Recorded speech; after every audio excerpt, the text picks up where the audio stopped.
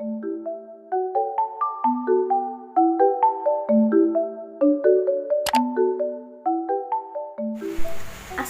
warahmatullahi wabarakatuh. Perkenalkan, nama saya Audrey Devanya dari kelas 10 IPA 4. Kali ini akan mengerjakan tugas bahasa Indonesia, yaitu mendongeng. Kali ini saya akan mendongeng cerita rakyat Kalimantan Barat, asal mula Sungai Landak. Legenda asal mula Sungai Landak merupakan salah satu cerita rakyat Kalimantan yang paling terkenal. Dongeng rakyat ini bahkan sering diceritakan di daerah lain. Selain ceritanya yang menarik, ada hikmah yang bisa diambil dari legenda ini. Langsung saja dimulai. Cerita rakyat dari Kalimantan Barat, asal muasal Sungai Landak. Pada zaman dahulu, hiduplah petani dan istrinya. Setiap hari si petani datang ke ladang untuk bekerja. Hari itu sangat panas. Seperti biasa, si petani sedang mengerjakan ladangnya. Dia sudah berada di sana selama beberapa jam. Dia sudah sangat lelah dan ingin beristirahat. Tepat sebelum dia menemukan tempat yang bagus untuk beristirahat, dia melihat sesuatu yang berkilauan. Dia datang ke benda berkilauan itu dan lalu mengambilnya. Ternyata itu adalah patung landak. Benda itu sangat indah dan matanya terbuat dari berlian. Nama patung itu adalah benda berkilauan yang dilihatnya. Petani itu kemudian membawa pulang patung itu. Dia ingin menunjukkan kepada istrinya. Mengetahui hal tersebut, istrinya sangat bahagia karena melihat hal yang sangat menakjubkan. Karena mereka sangat miskin dan berencana untuk menjual patung itu. Pada malam hari, petani itu pun bermimpi. Seekor landak raksasa datang kepadanya. Dia berkata, "Tolong, biarkan aku tinggal di rumahmu. Sebagai imbalannya, saya akan memberikan semua yang kamu inginkan." Hanya dengan membelai kepala patung dan mengucapkan doa. Ada dua macam doa. Satu untuk memulai keinginanmu dan yang kedua untuk menghentikan keinginanmu. Sekarang hafalkan doanya.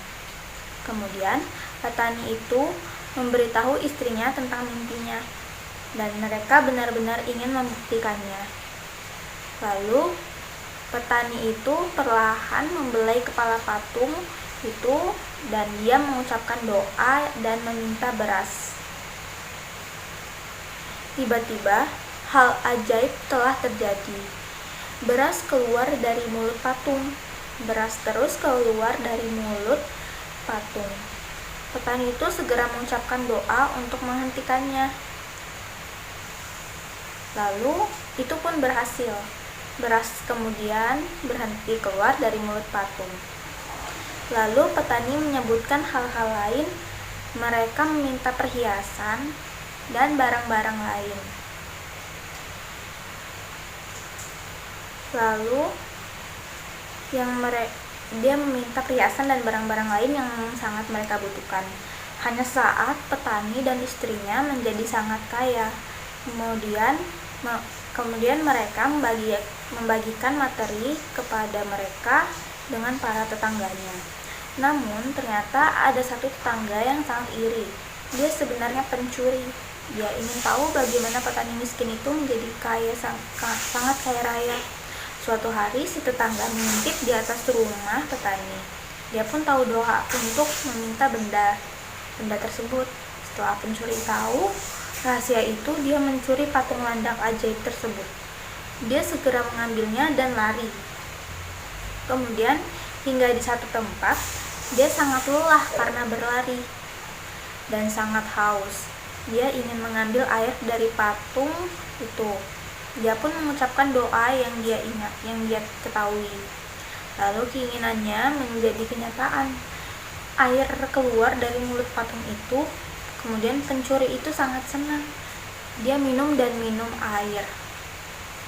Kemudian dia ingin berhenti minum, tetapi dia tidak tahu bagaimana cara menghentikannya. Dan dia lupa doa untuk menghentikan keinginannya. Air terus keluar, dia tidak tahu harus berbuat apa, dia benar-benar panik dan dia benar-benar meminta bantuan. Orang yang melihat kejadian itu benar-benar ketakutan, mereka lari untuk menghindari air. Semakin banyak air mengelilinginya, perlahan itu menjadi kolam kecil. Air mengalir di tanah itu kemudian menjadi sungai. Masyarakat sekitar menyebutnya sebagai Sungai Landak.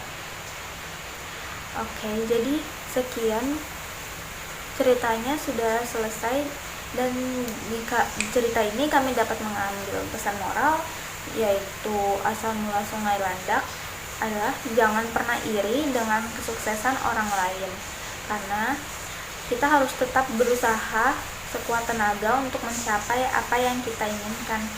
Keserakahan hanya akan berdampak buruk bagi kita di masa yang akan datang.